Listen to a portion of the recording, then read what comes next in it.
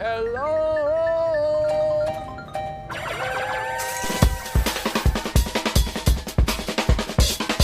Let me give you a little motto I live my life by. Bang, bang, bang the drum. What? That's not a motto. That's just you saying a bunch of things.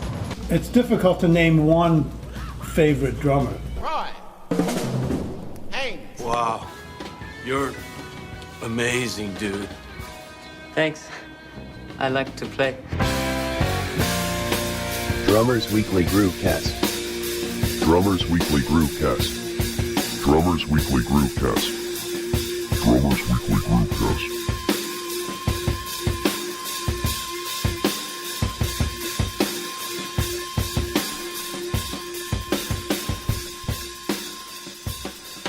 Drummers Weekly Groovecast, now on Spotify. Woo! Did I tell you how that came about? Didn't you have some people kind of wearing you out about it? Yeah, and it was me being a big old dummy and not realizing what I needed to do and how easy it actually was. It was, I guess, a little over a year now. Somebody said, hey, man, you guys should be on Spotify. Mm-hmm. And what I thought, because a very well-meaning person who does know a lot about this genre told me, they just said, look, Spotify just pulls all their shows from like the iTunes library. So there's just some kind of a weird glitch going on there, and you need to like poke iTunes and go, look, what's going on? You know, that it's not showing up on the Spotify search. It's not on there.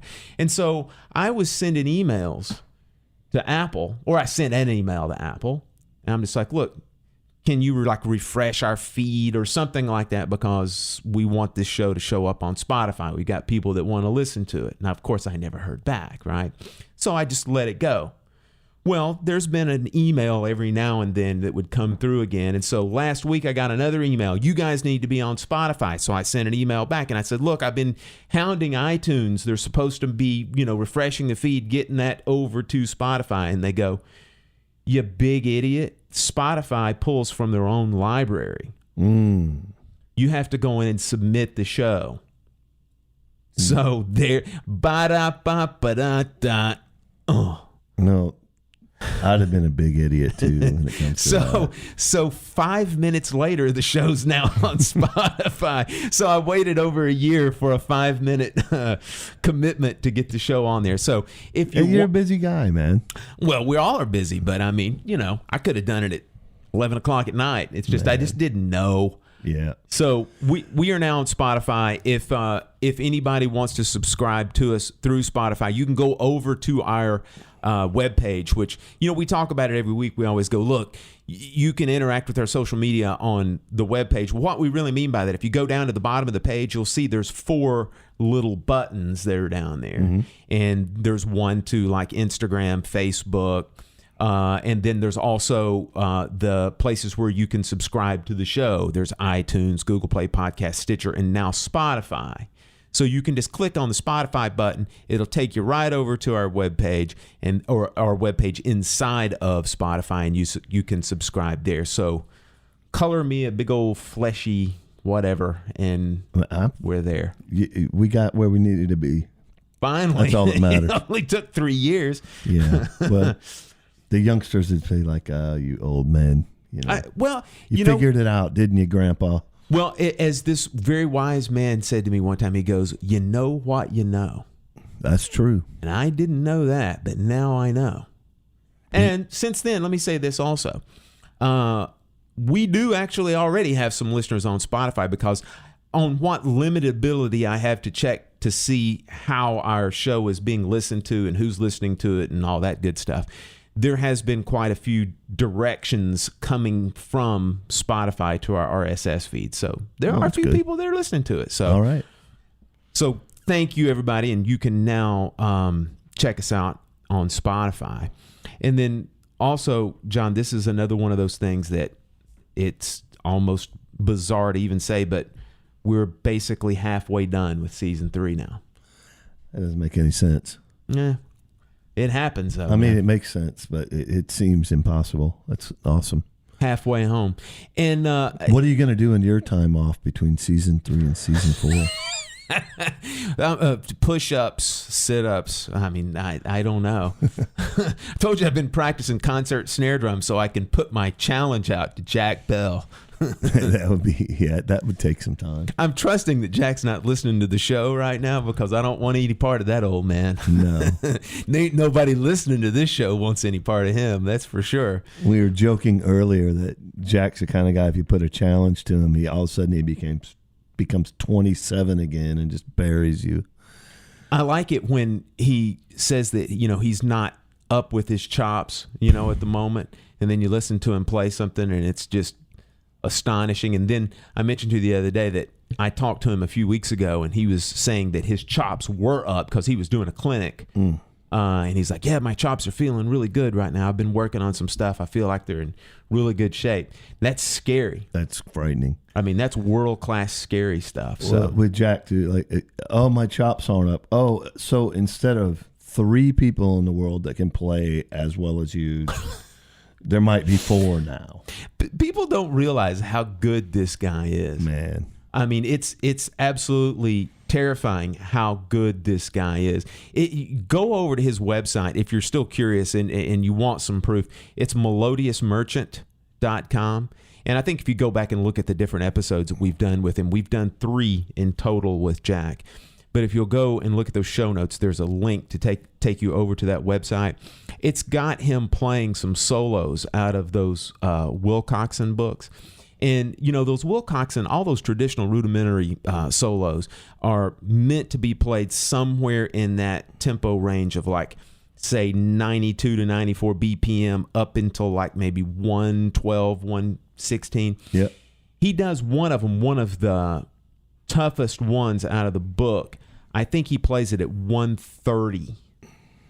And everything is just articulate and just sounds beautiful. He's not human. And he's almost 30 years older than us. I'm going to say that he had a 30-year head start on us. How's that? That makes you feel better. That sounds a lot better. Yeah. Well, all right. He was just interested in drums long before us, right? I guess so, man. Yeah. Hey, before we move on to our fantastic show that we're going to throw at you here in a minute, for you sticklers, hecklers, and detail-oriented people, in my haste to get to New York City last week, I threw Phil my song ideas, and I put All of Me and talked about the banter that Frank has and this and that. And there's really no banter because Frank's not on stage yet. It's still a good track. It's a great track. I don't regret it being posted by any means, but I meant Come Fly With Me as that was what it was supposed to be. And Frank comes out and is all Frank-like and John and this and that. So if you are waiting for all Frank's banter in All of Me, I don't think they mic'd him backstage. Sorry about that. There would probably be some sort of severe penalty if you ended up micing him backstage then. Yeah, especially if we're broadcast. No kidding, man. So, yeah, it's off the same record, everybody. So we're referring, of course, back to the Sonny Payne episode that we did. And so it's still from the Live at the Sands record. So just look at Come Fly With Me also. And just look at the whole record. You'll be a better person for it. That's for sure. No question. What I was going to say something else. So as far as the Sonny Payne thing, we were going into. We didn't get a lot into gear. Yeah. A little bit, but we talk more about the sound than the gear itself. Yeah, the sound. But just kind of want to revisit that glorious sound that is our Gretsch. Oh yeah. Fascination. Yeah. I mean, it's one of those things that when you listen to it, to me, you can tell. Yeah, I agree. You can tell it's that Gretsch stuff. So yeah, I mean, it really is. He's got that prototypical big band Gretsch sound. Is it probably a 20-inch bass drum, or do you think it's bigger? I think it's big. I think he was more like a 24 guy. Wow. All right. You look at that picture you posted. Yeah. That's, I don't look that's at the probably a pictures I 22 or post. 24. You don't look at them? Man, That's interesting because it actually it's Lars Ulrich in the picture, so you might want to step it up there. With I have a funny story. With your focus there. I literally had a picture of him posted for a second that I didn't even realize that it was watermarked with a whole bunch of like Getty Images stuff on it. I'm like, I could do better than this. 2-year penalty. Yeah. I mean, I had that thing up there, and I was kind of like, before this show goes public, maybe I should go ahead and put a proper photo of him up there. So I did. I found one, and it was definitely him playing the Gretsch kit, because the photo that I had of him that had the watermarks on it was actually him playing that Sonar kit that you were talking about at the end of the show. That's right. Later on, he went that route. Yeah, he had his hair slicked back and everything on that video. So, so anyway, all that to say, check out that. There's no banter in the track posted, but there we are. And it's largely based on the fact that all the work I put into the show. Sometimes I'll have a brain fart there. You wouldn't understand. I don't understand that, man. But I'm just going to say that maybe over time and experience, it's overwhelming, man. Well, that it will come to me at a later time, and I'll be able to understand it. You probably will. You'll have some empathy for me at some point. Well, moving into today's show, this is one of the episodes that we've probably had maybe 3 or 4 of these in the time we've been doing the show, that it was a direct suggestion from a listener. We got an email probably it was during the hiatus, so it was maybe a couple months ago or so. And it was from somebody that legitimately wanted some advice and wanted some just overall knowledge from some people who have done some at-home studio recording. And we thought what we would do is we would bring in a guest, because we've gotten to the point where we like doing what we call our third mic shows. I love them. Oh, I do too. They're a lot of fun. And so we've got a lot of friends that know a lot of stuff. And so we thought that we would call on one of our buddies. It's a fellow named Sean O'Rourke, and we're going to dial him up here in a few minutes and bring him on live and have him talk to us a little bit about some of his experience that he's got from recording at home. Yeah, man, I love it. It's certainly been covered, but the thing I love about everything I've heard, when you talk about interviews and podcasts and that touch on home recording, is you just always learn something new by way of the perspective of that individual. And, there's different challenges for sure.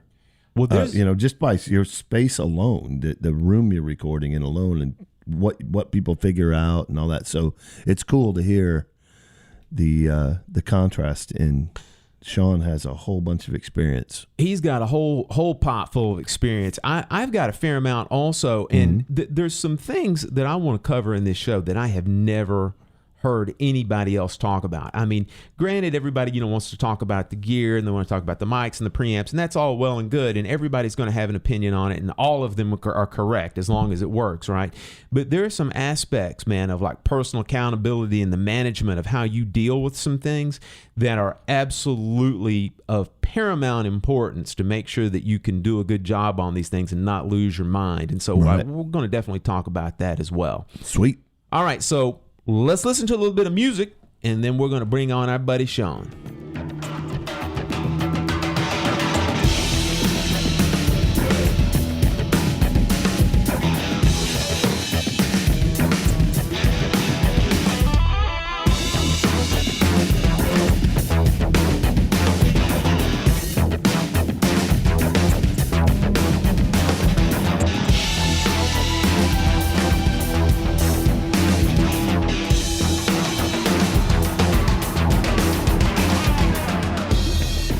John, through the amazement of technology, we have a friend of ours who is, a couple 100 miles away, 200 some odd miles away, sitting right in front of us from his studio in Nashville, Tennessee. Yes, sir. Mr. Sean O'Rourke. What's up, brother? Glad to be here, fellas. Man, thanks for agreeing to do this. We, just prior to coming into the interview portion of this, talked about that we had a listener email us a few months ago and wanted some advice about putting together a home studio and the viability of making a little bit of money recording some drum tracks and how to deliver them to clients. Couldn't think of anybody any better and more qualified than Mr. O'Rourke. Been at it for a minute, hadn't he? Yeah. And well, with that in mind, Sean, how long have you actually been recording at home? It's got to be since '98 when Pro Tools first put out the 001. And I hooked it up to my wife's business computer, which was an old Gateway that I think had 128 megs of RAM. And yeah, man, it was toppermost of the poppermost back then. It was a $3,500 computer back then, but and it still had hamsters powering the hard drive, right? Oh yeah, man. I mean, I don't even think it had. I know it didn't have a gig hard drive. That didn't come in until years later. I started out with that and a couple of microphones, and had at it. Well, the first question that I want to ask before we start digging into the entire aspect of how you can put a studio together is, can a hobbyist realistically now put together a studio and start delivering quality tracks to people and make a little bit of money? The way gear is now, I mean, everybody and their brother can plug stuff in as long as you're, savvy with signal flow and things like that. But it goes way beyond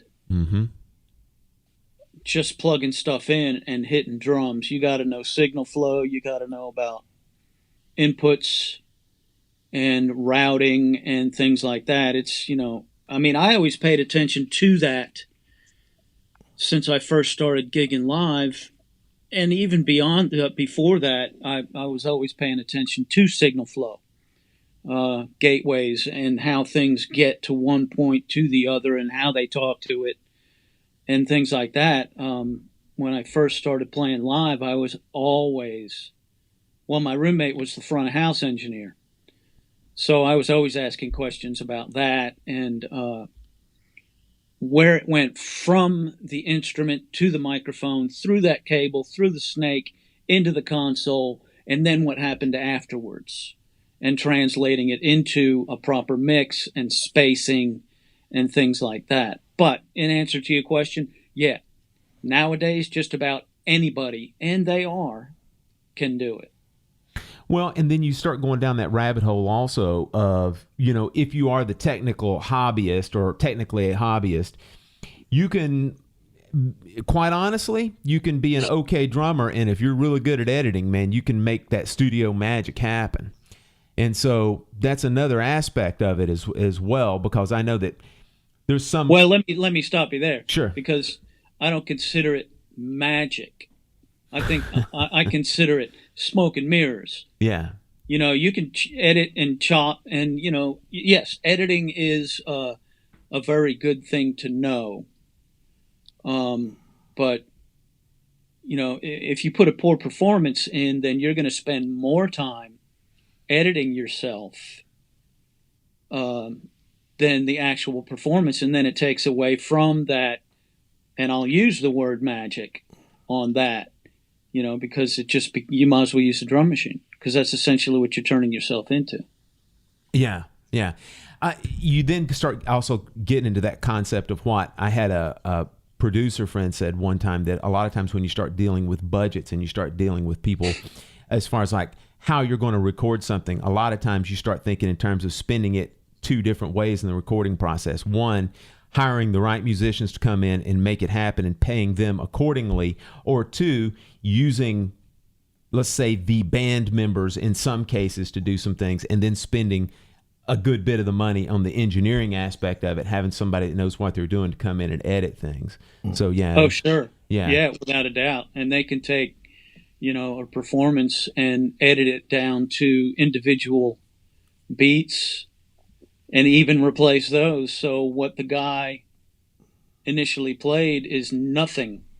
And I've done it while I've mixed records I've taken a performance where the guy was just vomiting all over the place, and I turned it into a 2 and 4 just from his performance and rewritten his entire drum track.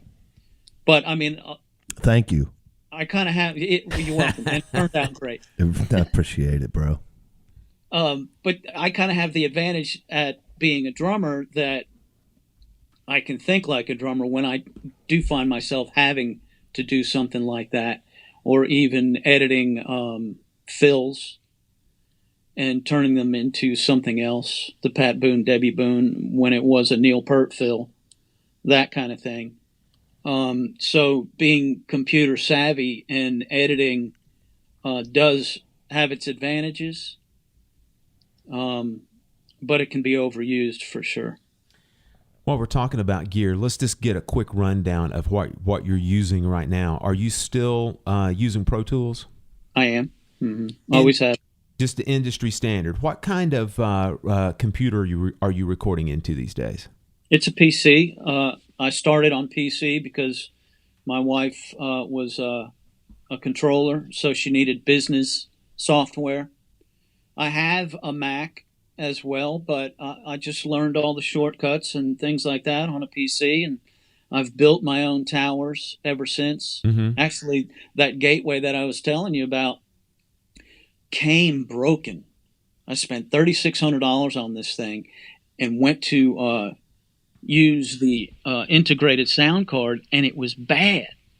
And I spent months on customer support telling me to reformat, that the drivers weren't right. And so, yeah, I learned the hard way when it came to that. And it turned out to be a bad motherboard. The integrated sound card was bad. Yeah. And this is before my Pro Tools had arrived. So I was just going to see if the integrated sound card would work. And it wouldn't.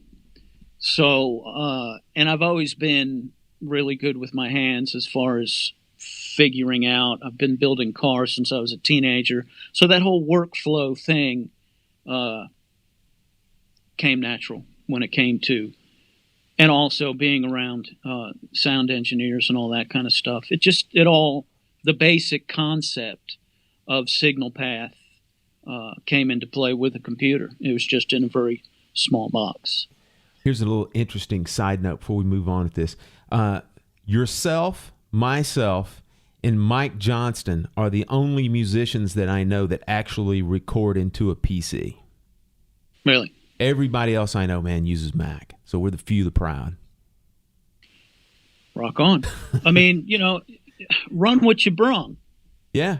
Yeah. Whatever works for you is what you use. But that's what I've always used. And I've used, Macs and other things like that in studios. And like I said, I've got a Mac Pro laptop that I have.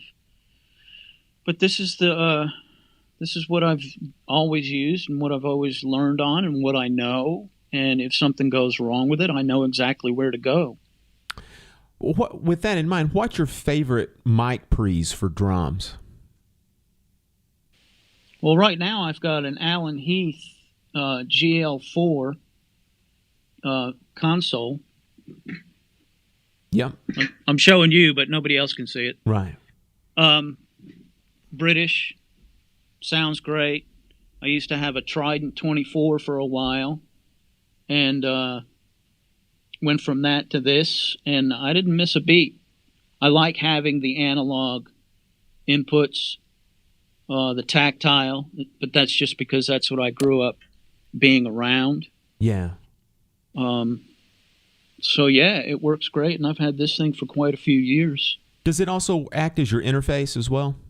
No. I have my two interfaces that get me into the computer that I've had for quite a few years. I'm not really into buying and spending money just because something's new and saying, oh, look at me, I spent $3,500 on a piece of gear that I essentially can get what I'm doing done.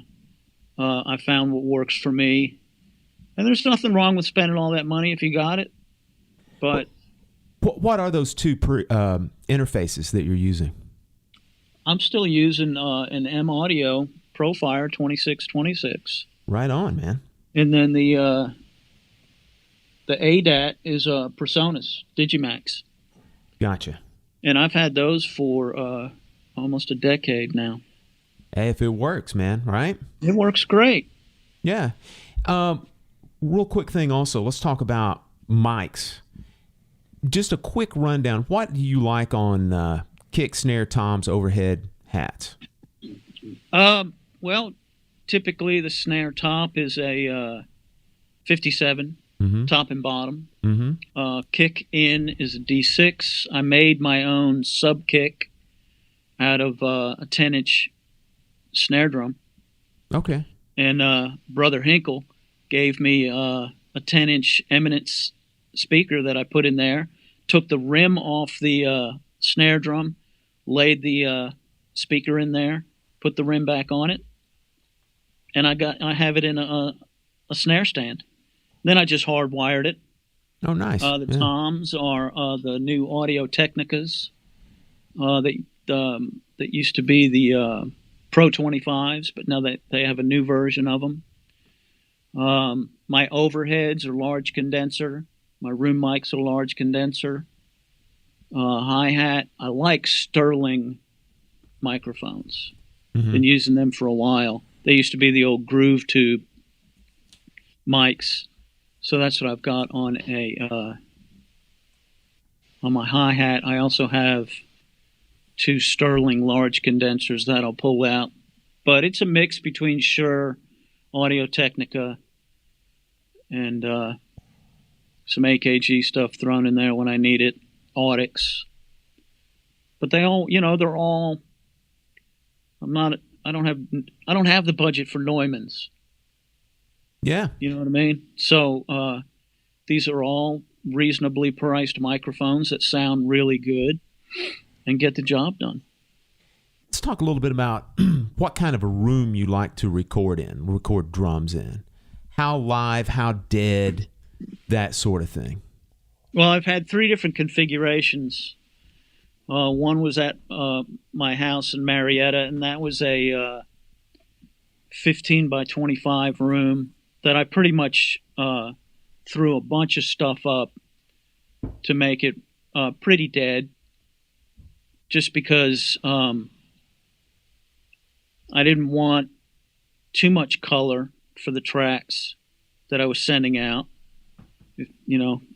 I let my clients decide whether they want to put reverb on or something like that, because a room sound once you record that, you're married to it, so you don't have much of a choice. And then I had another house that had no carpeting on it, which was a liver room, which was cool. But the house that we're in here is, I'd say, around the same size, 15 by 20.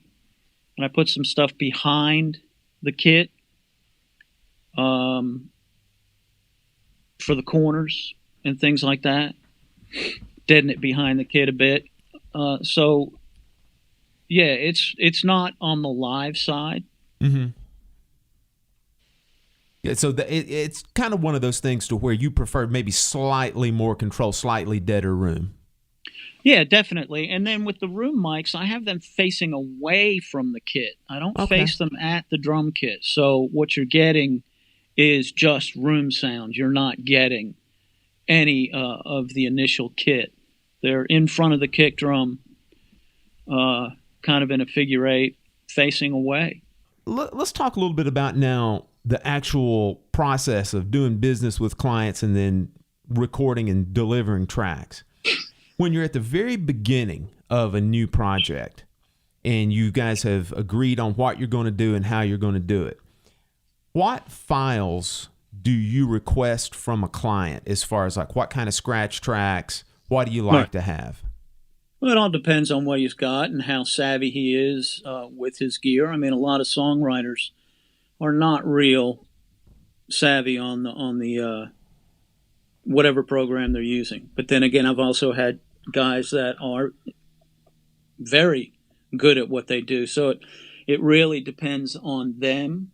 I can get a high res MP3, and then I make sure that they know what the tempo is, and that way I'll set up the click in mind. Some guys send me a click, some guys send me a click with embedded in the song, but I would much rather have the song, if they have a drum machine or whatever that they've spent time programming. Let me hear that. Send it. I like to have a music minus track, minus vocals, minus click, to where when I send them an MP3 of me playing to their stuff, they can hear it without anything else, like the click, like the drum machine and things like that. But I've also had guys send me full-on stems, which are stereo mixdowns of the individual instruments, albeit keyboards, guitars, bass, and vocals. And then I can pull that up accordingly as to what I want to play to and things like that. That's nice to be able to have that ability to do that.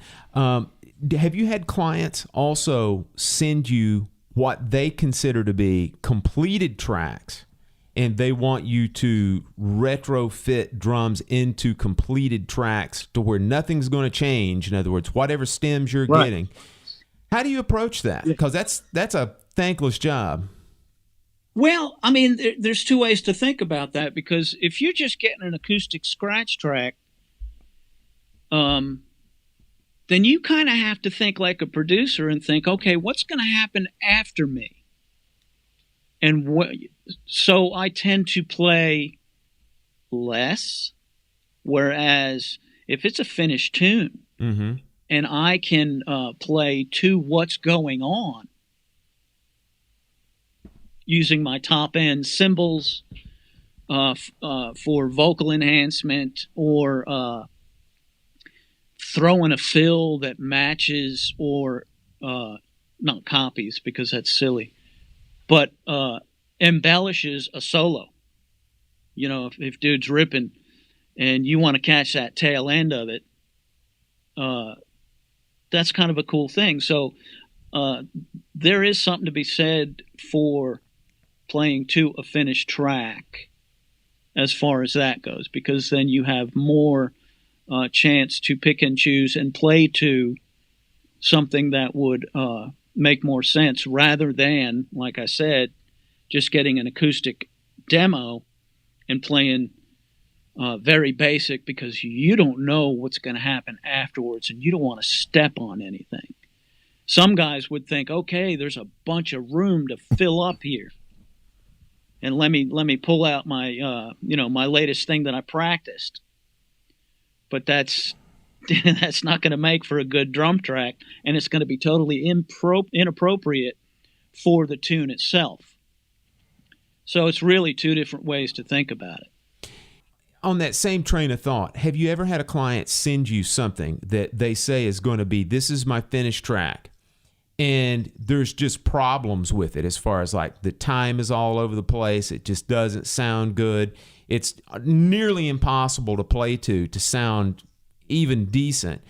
What do you do in that situation? Well, I've played the songs that don't have clicks, which you find yourself chasing, and then therein comes the editing.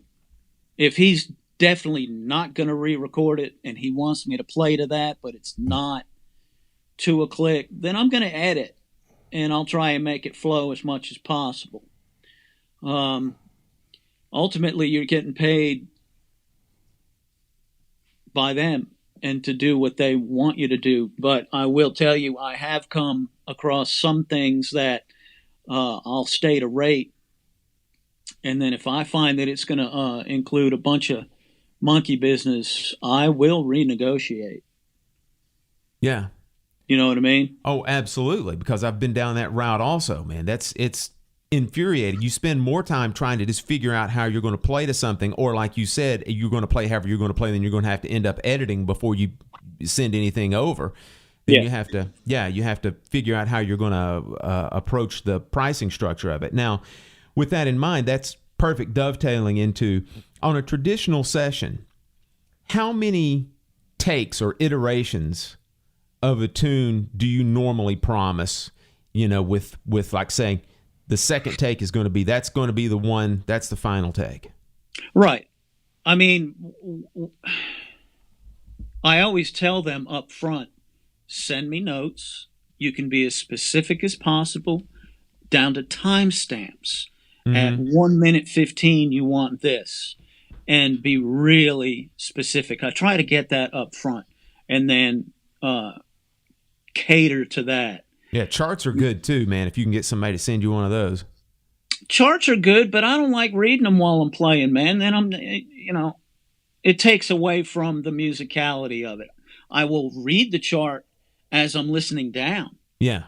Right? And make sure that, and then I'll make my markers in the session for different sections. And if I blow a section, I'm going to play the whole tune, and then I'll go back to those markers and punch in if I need to.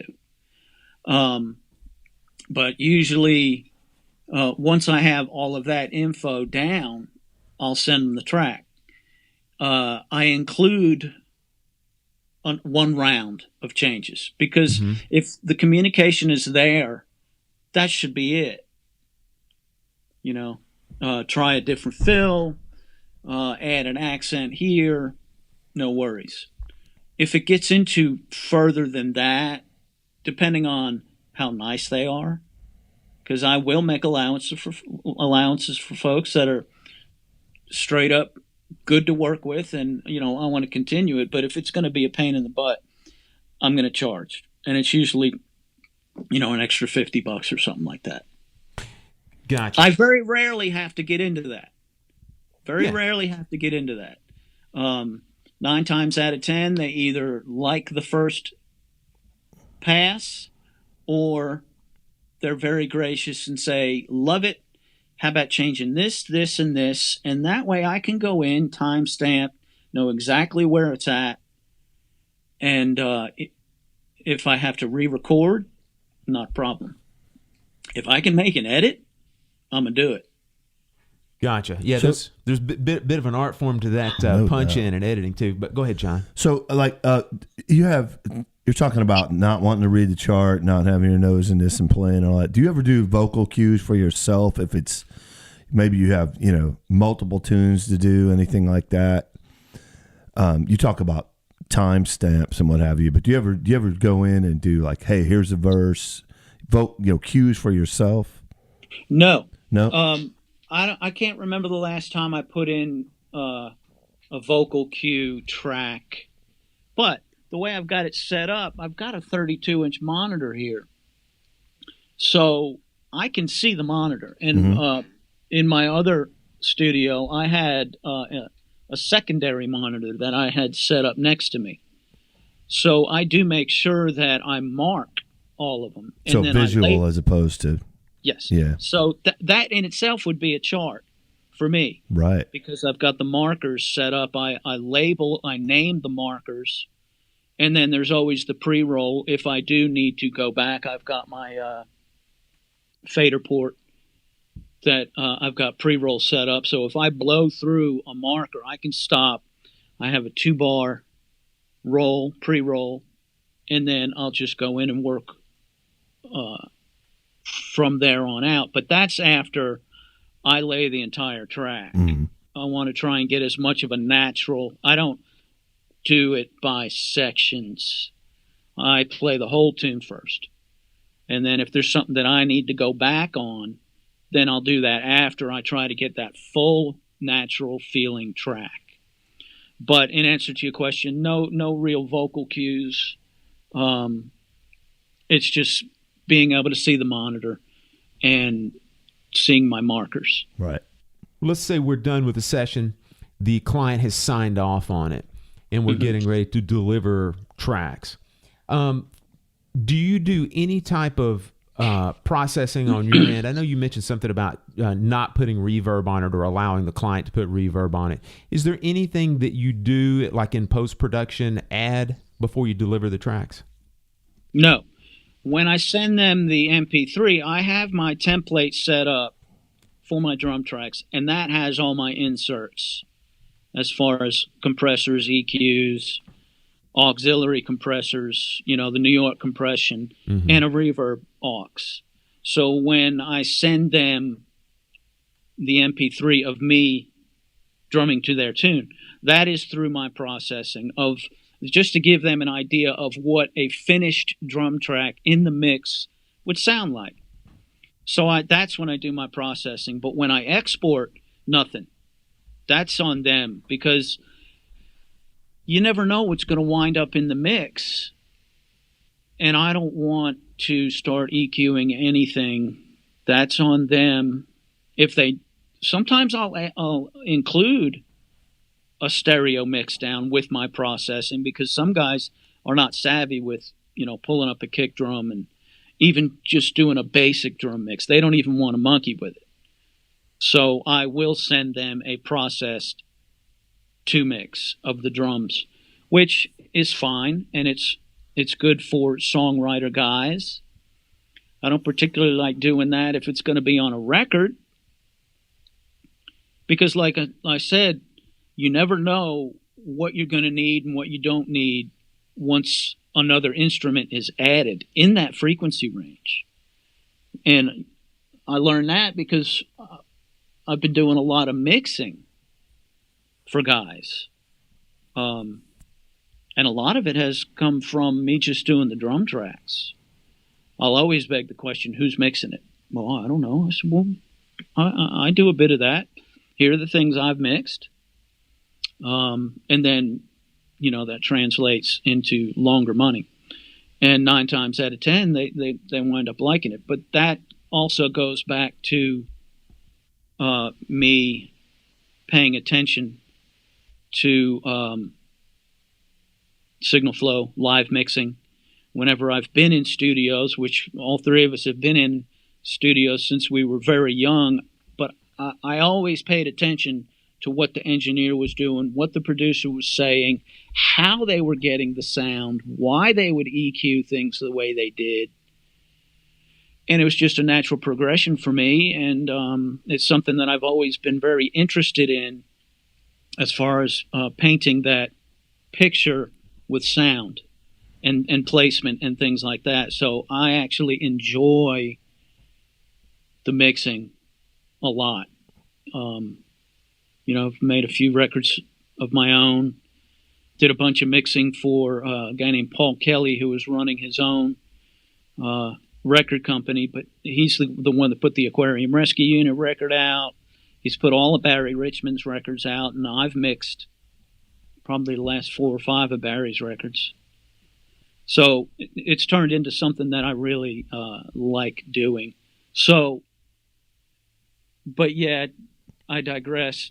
I don't process. Everything gets exported, 2448, zeroed out, named, in a folder, Dropbox, PayPal. That you were about to go right down the exact list of questions. The only thing you left out, I want to ask you, what file format do you export to? Well, since I'm on PC, it's WAV, but it doesn't matter anymore. Yeah. It really doesn't. It's WAV or AIFF, and most people are at 2448.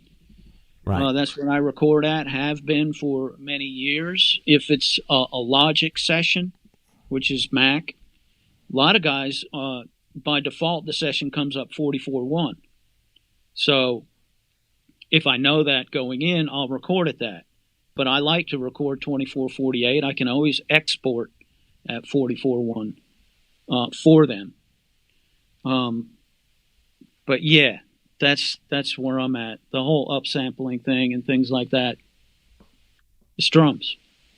Sean, the next thing I want to talk a little bit about, now that we've basically gone through a session and we've gotten to the point of delivering tracks, delivering files, one of the things I've never heard anybody talk about when they've been addressing this subject is talk about what I think is arguably on our end of things the most important thing, and that is proper file management, because it is almost unspeakable to people who haven't done this before. You don't realize how many individual files you are dealing with once this process takes place. And I want to find out how you do it. I'll tell everybody how I do it. Basically, what I do is when I have a new song comes in, I create a master folder for it.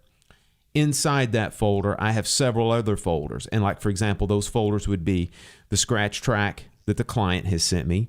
There'll be another folder in there that will essentially be what I call preview mixes, which are these little stereo mixes like you were mentioning earlier, where once you finish it, you send it for the client for approval or for changes, that sort of thing. Then, of course, there's another folder in there that's for the final tracks that I do as well. And so that way all of the wave files will be in that. And then, of course, there can be other folders as well. Like, for example, if you do any overdubs, or not overdubs, but let's say maybe percussion overdubs. You know, that those type things are in there as well. So it's really important to have all those things together, because by the time you start, and well, on top of that, also you've got the full project folder for whatever DAW you use. Like, for example, I use Cubase. Cubase will put a folder inside of that as well that has all of the source tracks, right, and all the images for all of the wave files and stuff of when you're recording. So all that stuff is in one big folder per song. And so that's basically how I do it. What about yourself? Same way. Now, another thing that a lot of guys will find out, you always have to have a secondary hard drive for your audio files. System drive, secondary hard drive. So on my secondary hard drive is fully labeled, just like you say, for the tracks that I import and export and mixes. And if I do anything new, I start a new folder and put them in there. You know, all the audio files stay within the session folder, but once I export, I make a new folder. Yeah. You know, and make sure they're all named and things like that. But yeah, it's the same way that you do it, without a doubt. What's your turnaround time that you promise your clients? A couple of days. Gotcha. Do you ever have anybody come to you with like a rush project, and do you have a special pricing for that as well? Rarely. And if I did, I would definitely up it a little bit. Nobody's called me in the morning and said, I need this by the afternoon. Okay. Yeah. You know. I'll introduce you to some guys. No, I had a guy call me. This was several years ago, and he was very nonchalant on the phone. This was in the morning, and he was like, "Man, I need you to do this little 15-second spot. It's for Piggly Wiggly." And I'm like, "Oh, cool, man. This sounds great. It'll be fantastic." And then I said, "Well, when do you need it?" And he goes, "How's 2:00?" Well, it's only 15 seconds, so you can make. Then you ask the obligatory question also. Well, man, how good does the audio quality need to be? And he goes, "Good enough to come through a 1/4-inch speaker through a phone." Right. Yeah. So, but anyway, and then one other thing I wanted to ask you regarding the entire thing as far as time management, because this is another thing that I think that the greatest thing in the world, man, is having that website up and then literally walking downstairs and just watching that PayPal account, get bigger whenever you do that. But what I discovered is I came up with new ways to procrastinate. I came up with new ways to avoid having to come down and do this kind of stuff. And so what I used to do, man, is I used to keep a real tight schedule from the standpoint of using like a Google Calendar, making sure that I budgeted certain amounts of time, because especially if you start advertising, which I want to talk to you about that also in a few minutes, it can get to a point to where you can start having a backlog of stuff. And so I wanted to ask you, do you have any specific things that you like to do regarding your own time management of how you kind of basically operate your studio? It's a first come, first serve kind of basis. If I do have more than one client, I try to balance the time and let them know it's going to be a couple of days. And they're all accommodating. Now let's get to the point of talking about pricing, because one of the things I think that has happened is, especially in the last probably 10 years, it's gotten so easy for people to do this, and it's become so prevalent online now that unfortunately there's quite a few guys that are willing to do this for what I consider to be next to nothing. But for folks that have got a little bit of experience, like yourself, and you've got certainly a big enough resume and a big enough catalog that certainly proves your capabilities, what is the going rate for one track now? And we're going to say just a normal radio style track that's under 4 minutes in length. For me, it's $150. Mm-hmm. But if you send, I'll do a bundle. If you send 3 or 4 tracks at the same time, mm-hmm. then I'll knock it down to $1.25. But that's been my going rate, brother, for, like, we're talking well over a decade. And yeah, it is the norm for kids to buy a bit of gear, plug some microphones in, think they can do it, put themselves out there, on like the Gear Slut forums or wherever you try to, the musician forums, things like that. And they will go out and they will undercut. And for lots of people, I'm going to say most people, that's good enough for them. They don't care. It's for the real musicians that want real players, that need quality, that will pay the rate, because you get what you pay for. And but yeah, it is overrun, and it pretty much is the way it is. And we could go on and on about the music business and kids coming out to our gigs, walking around in our rooms, pointing at us saying, I can do that, and I can do it for less. And then the people that are sitting in our rooms and our network going, oh, yeah, okay. It's the same thing with recording for people. But ultimately, it comes down to the quality, the sound, and whether that musician, client, whomever, wants the best that they can get, or they're willing to take junk in, junk out. That's true. That's absolutely true. I had a client one time, this was several years ago, came to me and was seeing if I would price match, right, with another person. And this other person was doing per track what I normally charge to do a one instrument percussion overdub over an existing track, which is that's unbelievable, man. It's incredible that guys are willing to do these things for like $35 per track. Yeah. Well, and now it ultimately comes down to whether they want you and what you have to offer and your style and your approach and how you paint that picture. If they don't care and they're sitting in their room shredding and they just want somebody to spew, then go ahead. I'm good with that. I'm not in it.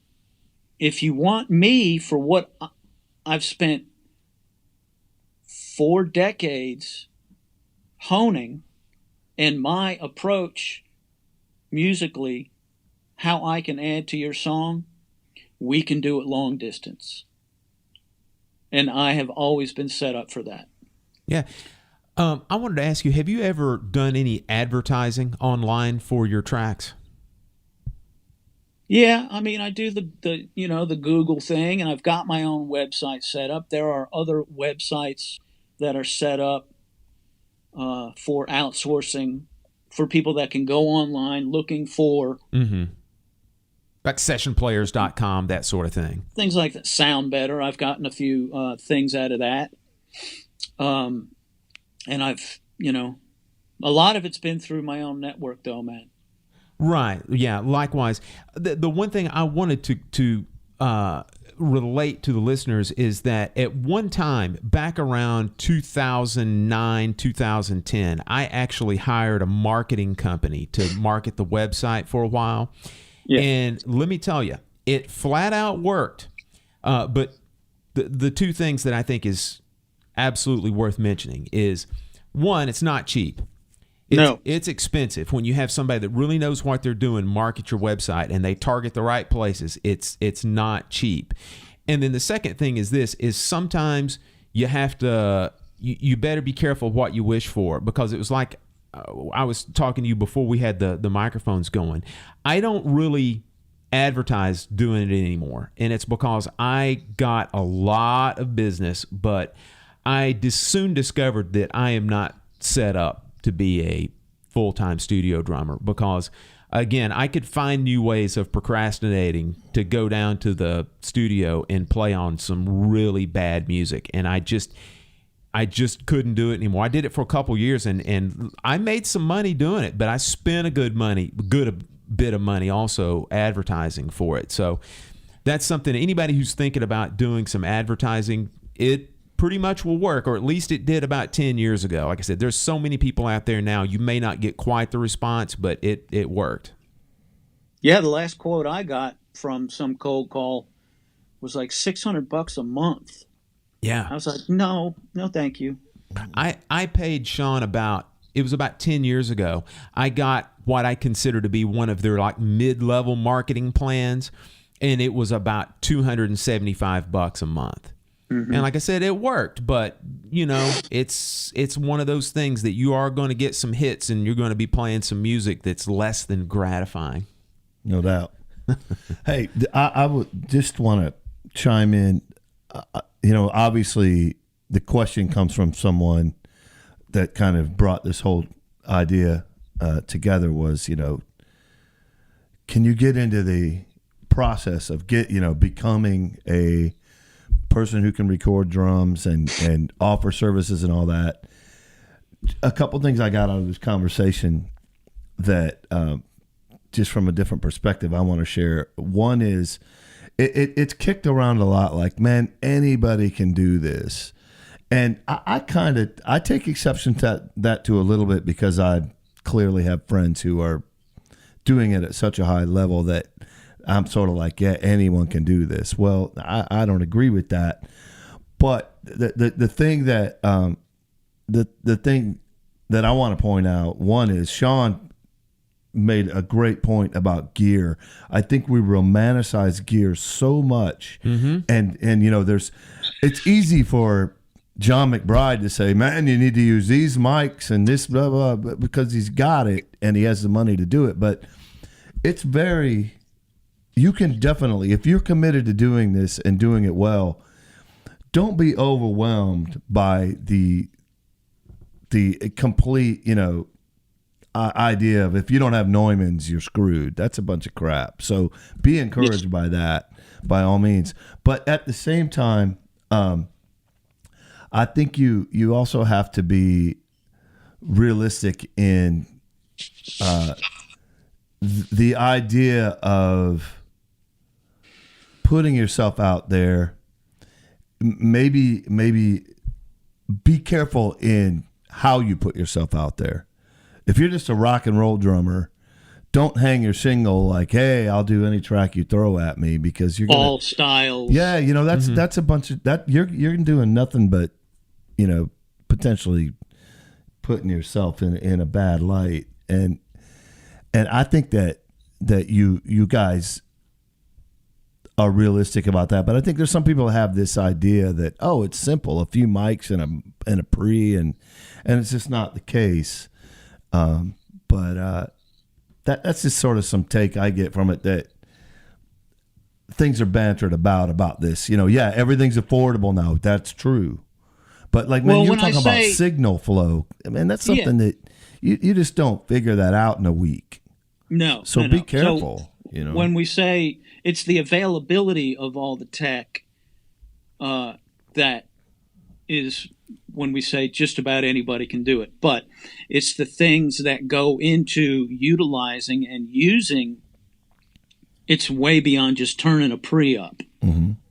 You know, us being as drummers, it's knowing how to tune our drums properly, for one, but it's also knowing how to get that signal path into the pre's properly, into the computer, mic placement, phase issues, all of that stuff. You don't learn overnight. Mm-mm. And luckily, I spent a couple of decades learning that kind of stuff from guys that were really smart and producers that really were gracious to allow me to sit next to them. And when I had a moment, I could ask a question.